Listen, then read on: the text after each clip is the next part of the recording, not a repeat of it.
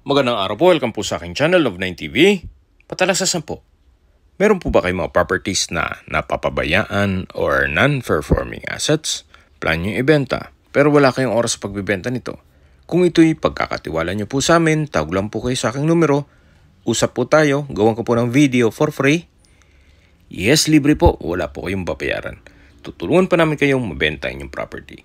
Kami na po bahala sa marketing, sa boosting or paid ads. Even sa tripping, hindi na po kayo mapapagod sa pag-entertain ng mga buyers. Kami na po bahala sa lahat. Tawag lang po kayo. Nandito po tayo ngayon sa Santa Rosa, Laguna kung saan meron po tayong bagong video presentation. Isang residential property na may lot area na 150 square meters. May floor area po ito na 190 square meters. Ito po itutlado, buhay po ang may-ari. Kaya wala po kayong magiging problema sa documentation or sa transfer ng title. Ito po ay nasa loob ng isang exclusive subdivision na meron pong 24 hours security at kumpleto rin po ang amenities nito. Meron po itong 3 bedrooms, maid's room, 4 toilet and bath at ito naman po yung garahe na kung saan kakasya po ang dalawang sasakyan. Nakapakod na po buong property at meron na rin pong steel gate. Ito po yung main door, solid wood door. At dito naman po yung living area o salas kung saan meron po itong customized glass window na may curtain, then naka-ceiling cove design, naka-ceiling cladding with center lamp, premium tiles ang ginamit dito sa flooring, open concept lang po ito kaya maaliwalas. Ito pong property ay halos bago pa kaya wala po kayong ipapagawa dito. Ang kulang na lang po ay kayo at ang gamit nyo. Yan po yung hagdan papunta sa second floor. Meron pong understairs storage. At dito naman po yung dining area. At sa dulo po yung kitchen. Dito po sa dining area ay merong pendant lamp, dining set. Dito naman po ay merong sliding glass door. Kung saan papunta po yan sa open lanai. So malaki naman po ang espasyo nito. Naka-tile flooring. Then yan po yung perimeter fence at meron pong landscape na rin sa dulo. At ito naman po yung 1 meter setback papunta sa likod ng bahay. So, pasok po ulit tayo dito sa loob para check natin ibang parte ng bahay. So mula po dito sa dining area, ito po yung formal kitchen. Ito yung naka quartz countertop. At meron na rin pong mga Elba kitchen appliances na made in Italy. Semi-furnished na po ito. May mga kagamitan na dito sa kitchen area. Yan po yung kitchen drawers and cabinets. Malaki din itong mga kitchen windows. May refrigerator, may oven at microwave. Meron na rin po itong pantry. Yan po yung electric stove. Ulitin ko po, lahat pong kitchen appliances ay brand new. Dito yung circuit breaker at ito naman yung powder room. Itong powder room po ay naka-tile bathroom wall at maayos naman ang toilet fixtures nito. Meron pong access door dito papunta sa service area at garahe. Yan po yung tinutukoy ko na kakasya ang dalawang sasakyan at sa dulo po yung main gate. Yan po yung concrete fence hanggang sa likod po yan. Mamaya po iikutan natin yan at dun po sa dulo naman yung maid's quarter. So babalik po tayo dito sa loob. Ito po yung dining area at sa dulo po yung living area. Aakyat po tayo. So ito pong hagdan ay naka-wooden staircase, wooden handrail at metal railing. Meron din po itong staircase window na may blinds na rin po ito. Samahan niyo po ako. Akyat po tayo. Dito po sa gilid ng hagdan ay meron pong glass walls na nag-serves as natural sunlight. So, at sa likod po niyan ay yung balkonahe o terrace. Ito po yung hallway papunta sa mga kwarto at sa dulo po yung common toilet and bath. Meron po ditong sliding glass door na papunta naman dito sa tinutukoy ko na balkonahe o terrace. Ito po yung naka-metal railing. Yan po yung glass walls. Pulido naman pagkapalitada. At dito naman po yung garahe. Then, yung service area sa dulo. At yung maid's room o maid's quarter. Naka-tile flooring na rin po ito. So, pasok po ulit tayo para check natin mga kwarto. So, balik po ulit tayo dito sa hallway. Check po muna natin itong first bedroom.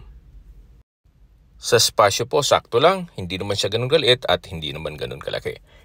Meron po itong dalawang sliding glass window with blinds at may split type aircon. May center lamp at may mga outlet na rin. Ito naman po yung wardrobe.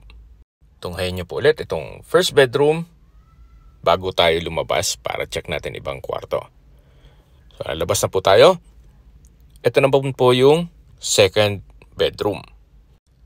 Halos parehas lang po sa espasyo, magkasing laki. Then meron pong dalawang sliding glass window with blinds. May split type aircon, may mga outlet na rin, may center lamp, may wardrobe, naka-tile flooring, at pulido naman po ang pintura ng ceiling at wall. So labas po tayo. Paglabas nyo po ay meron po dito ang common toilet and bath. At mamaya po check na natin yan. So dito muna tayo sa master's bedroom. Napakahaba po nitong wardrobe. Ganun din po dito sa kabilang side. So sa spasyo po, mas malaki naman to. Itong master's bedroom. Naka-glass walls and windows. Meron pong flute type wall cladding. Naka-ceiling cove design with ceiling fan. Kompleto na po ang furnishings dito sa kwarto. May sariling toilet and bath din po ito. So, malaki po ang espasyo. May urinal, may bathroom sink, vanity mirror. Yan po yung water closet. At sa dulo po yung shower enclosure. Meron din pong malaking bathroom window with blinds at may overhead shower. From floor to ceiling po ang tiled bathroom wall. Napakalaki po nitong toilet and bath dito sa master's bedroom. Labas po tayo para check natin itong balkonahe o terrace. Ito po yung sliding glass door na papunta dito sa balkonahe o terrace. Yan po, tunghayin niyo po itong kapaligiran. Napakatahimik, sariwa ang hangin, at sa klima po, banayad lang. Hindi naman siya ganun kalamig at hindi naman ganun kainit. Kagandahan po dito, kumpleto po ang amenities at safe na safe po ang pamilya dito. At hindi lang po doon, ito ay napakalapit po sa Nuvali at sa mga business establishments dito sa palibot ito. Mamaya po sa distance, location at travel time, i-discuss ko sa inyo yan. So, meron pong split type aircon dito sa master's bedroom. At lalabas po tayo para check natin itong common toilet and bath. Kompleto na rin po ito. May hot and cold dito sa faucet, bathroom sink, vanity mirror, water closet, may urinal, may shower enclosure. From floor to ceiling itong tiled bathroom wall at may bathroom window. Mapapansin niyo po, maayos ang mga toilet fixtures kasi hindi po tinipid ni owner ang materyales. Ito po yung hallway. Yan po yung second bedroom, first bedroom at yung sliding glass door papunta sa balkonahe o terrace. Bababa po tayo. So, pag-usapan na po natin ang distance, location at travel time. Mula po sa Nuvali, ang distance is 3.3 kilometers at ang travel time is 7 minutes. Kompleto na po doon gaya ng malls, hotels, restaurants, banks at hospital. Yan po yung lagi kong binabanggit sa aking video na dapat yung i-consider sa paghanap ng property yung meron pong malapit na hospital. Hindi ko naman po sinasabing sakitin kayo, yan naman po for emergency purpose lang naman. Mula naman po sa UST o University of Santo Tomas, Santa Rosa Campus, ang distance is 14.2 kilometers at ang travel time is 26 minutes. Kung manggagaling naman po sa Tagaytay, ang distance is 21.1 kilometers at ang travel time is 54 minutes. At mula naman po sa Calax, ang distance is 3.8 kilometers at ang travel time is 7 minutes. Mula naman po sa airport, ang distance is 38.3 kilometers at ang travel time is 46 minutes. Ito po yung service area kung saan stainless po ang countertop at sink. Pati itong drawers and cabinets. May range hood at dito naman po yung tinutukoy ko na maid's quarter. Sa spasyo, malaki naman. Meron siyang sariling window, high ceiling. So, komportable naman po ang kasambahay natin dito. May bed and bed frame at curtain na rin yung window. At sa tabi lang po nito, meron pong toilet and bath. Maayos naman po ang toilet fixtures. May bathroom sink, water closet, at naka-tile bathroom wall. Okay, mag-ikot po tayo dito sa likod ng bahay. Ito pong service kitchen ay may gas range, range hood, at ito naman po yung 1 meter setback sa likod ng bahay. Okay, sa presyo na po tayo. Binebenta po ito ni owner sa halagang 18 million pesos. Kung may mga katanungan po kayo or gusto magpaset ng tripping dito sa property nito, tawag lang po kayo sa aking numero. At sa mga kababayan naman natin nasa ibang bansa, meron po akong Telegram. Sa mga iPhone user man, may iMessage. Meron din pong Imo, Skype, Viber at WhatsApp. Same number lang po, 0917-316-3399. Sa mga nagtatanong naman po ng aming Facebook, meron po kaming Facebook page na Nov9TV at Facebook Reels Video. Makisuyo po, paki-like and follow na rin. Meron din po kayong ibang YouTube channel na The Nov9TV channel at AC Listings. Sana po naibigyan yung aming video presentation. Paki-like and subscribe na lang po sa aking channel para ma-update din po kayo sa aking future listings.